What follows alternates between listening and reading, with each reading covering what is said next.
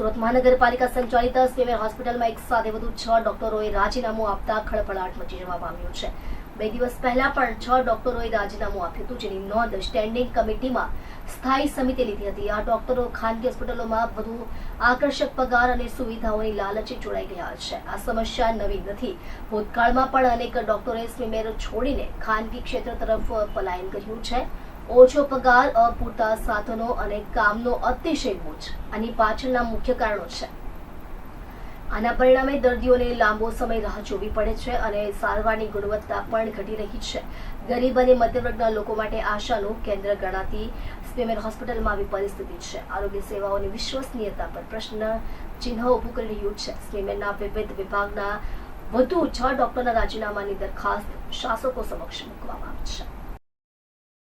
સ્વીમેર હોસ્પિટલમાં ખૂબ જ મધ્યમ પરિવારના દર્દીઓની સારવાર થતી હોય છે।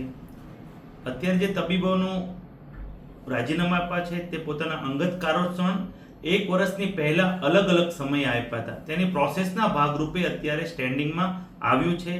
સ્ટેન્ડિંગમાં રાજીનામા સ્વીકાર કે નહીં સ્વીકાર સ્ટેન્ડિંગ ચેરમેનશ્રી નક્કી કરશે। પણ અત્યારે સ્વીમેર હોસ્પિટલમાં કોઈ ડૉક્ટરની અછત નથી, દર્દીઓને તકલીફ પડે એવું કોઈ અત્યારે કારણ નથી। એટલે તમામ ડૉક્ટર અત્યારે ફરજમાં છે અને અત્યારે કોઈ દર્દીઓને પણ કંઈ પ્રોબ્લેમ પડે એવું કોઈ છે નહીં। એટલે તમામ આયોજન સ્વીમેર હોસ્પિટલમાં અમે કર્યું છે। સર, આ તબીબોએ શા માટે રાજીનામા આપ્યા છે?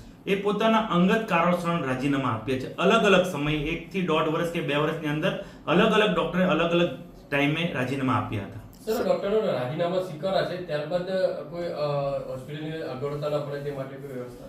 અત્યારે હાલની પરિસ્થિતિમાં કોઈ ફેકલ્ટીમાં ડૉક્ટરની અછત નથી। તમામ ફેકલ્ટીઓ અત્યારે કાર્યરત છે। અત્યારે કોઈ દર્દીને એક પણ પ્રકારની તકલીફ પડે એમ નથી।